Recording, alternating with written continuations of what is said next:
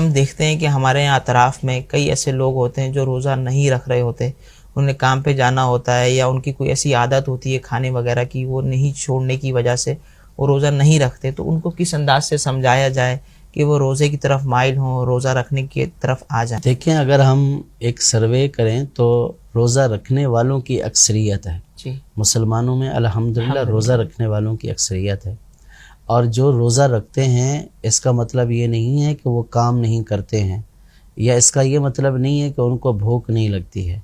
تو لوگ کام بھی کرتے ہیں، ان کو بھوک بھی لگتی ہے، لیکن جو رکھنے والے ہیں ان کے ذہنوں میں یہ موجود ہے، یہ اللہ پاک کا حکم ہے اور ماہ رمضان کا روزہ فرض ہے. اللہ پاک نے قرآن پاک میں اس کا حکم دیا، فمن شاہد منکم الشہر فلیصمہ، کہ تم میں سے جو اس مہینے کو پائے اس پر لازم ہے کہ وہ اس مہینے کے روزے رکھے. رخصت اور بیماری کی صورتیں الگ ہیں. اگر کوئی ایسی صورت نہیں ہے، نہ بیمار ہے نہ کوئی اور ایسا عذر ہے کہ جس کی وجہ سے روزہ چھوڑے، تو پھر محض کمانا یا نوکری پر جانا یا بھوک لگنا یہ کوئی عذر نہیں ہے. آپ دیکھیں کہ ماہ رمضان میں بالکل چھوٹے چھوٹے بچے جن کو کھانے کی زیادہ ضرورت ہوتی ہے، چھوٹے چھوٹے بچے 6 سال کے، 7 سال کے، 8 سال کے، حتیٰ کہ 5 سال کے بچے بھی روزے رکھ رہے ہوتے ہیں. تو روزہ رکھنے میں آج تک میں نے تو نہیں سنا کہ کوئی مر گیا ہو بھوک کی وجہ سے، اس نے روزہ رکھا اور بھوک کی وجہ سے مر گیا ہو، ایسا نہیں ہے. جب 5 سال کا بچہ جس کو غذا کی زیادہ ضرورت ہے اور اس کی ایکٹیویٹی بھی زیادہ ہوتی ہے عام فرد کے مقابلے میں، دوڑتا ہے بھاگتا ہے گھر میں، تو جب وہ روزہ رکھ لیتا ہے تو اب اگر کوئی بالغ شخص صحت مند تندرست آدمی یہ عذر کرے کہ میں کھائے بغیر نہیں رہ سکتا ہوں، تو یہ بظاہر سمجھ میں آنے والی بات نہیں ہے. تو لہٰذا جو اس طرح روزہ نہ رکھے، اس کو جو اس کے دوست احباب ہیں، گھر والے ہیں، اس کو نیکی کی دعوت دیں، اس برائی سے منع کریں، اس کو سمجھائیں کہ آپ رکھیں، انشاءاللہ آپ کو کچھ بھی نہیں ہوگا. اور اگر خدا نہ خواستہ ایسی بھوک آپ کے اوپر ہو گئی کہ جس کی وجہ سے آپ کی کنڈیشن بالکل خراب ہو گئی، تو شریعت نے یہ بھی اجازت دی ہے کہ ایسی کنڈیشن میں روزہ توڑا جا سکتا ہے، بعد میں اس کی قضا کر لے.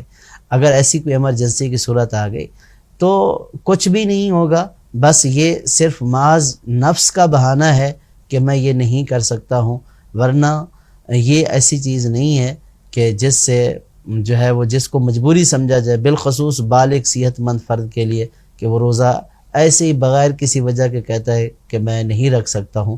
تو یہ کوئی عذر نہیں ہے. اللہ پاک ہمیں جو ہے وہ روزہ رکھنے کی توفیق عطا فرمائے. جو ماہ رمضان کا ادب نہیں کرتا، ماہ رمضان کے روزے چھوڑ دیتا ہے، نبی کریم صلی اللہ تعالیٰ علیہ وسلم نے ان کا بہت برا انجام بیان فرمایا ہے. نبی کریم صلی اللہ تعالیٰ علیہ وسلم نے فرمایا کہ میں نے خواب میں یہ ملاحظہ کیا، کچھ لوگوں کو ان کے پاؤں کے جو ٹخنے ہیں ان کی ہڈیوں سے الٹا لٹکایا گیا ہے اور ان کی باچھوں کو چیرا جا رہا ہے. تو نبی کریم صلی اللہ تعالیٰ علیہ وسلم نے پوچھا کہ اے جبریل یہ کون لوگ ہیں؟ تو عرض کی گئی یا رسول اللہ صلی اللہ تعالیٰ علیہ وسلم یہ وہ لوگ ہیں جو بغیر کسی عذر اور رخصت کے روزہ چھوڑ دیا کرتے تھے. تو یہ کتنی بڑی سزا ہے. اللہ پاک ہمیں اس بے ادبی سے محفوظ فرمائے اور روزہ رکھنے کی توفیق عطا فرمائے. اور جو ہمارے قریب لوگ جن کو ہم یہ سمجھتے ہیں کہ ہماری بات مانیں گے یا جن کو ہم نیکی کی دعوت دے سکتے ہیں، تو جو مانیں گے بات ان کو تو یہ کہنا واجب ہے. اور جو جن کا نہیں پتہ کہ مانیں گے نہیں مانیں گے لیکن پھر بھی ہمیں پتہ ہے روزہ نہیں رکھتا، ان کو ہم نیکی کی دعوت تو دیں. وہ برا کام کر رہے ہیں، اس برائی سے روکیں. تو برائی سے روکنا اور نیکی کی دعوت کا حکم دینا یہ بھی ہمارے اوپر لازم ہے. ہمارا کام ہے اللہ پاک کا حکم پہنچا دینا.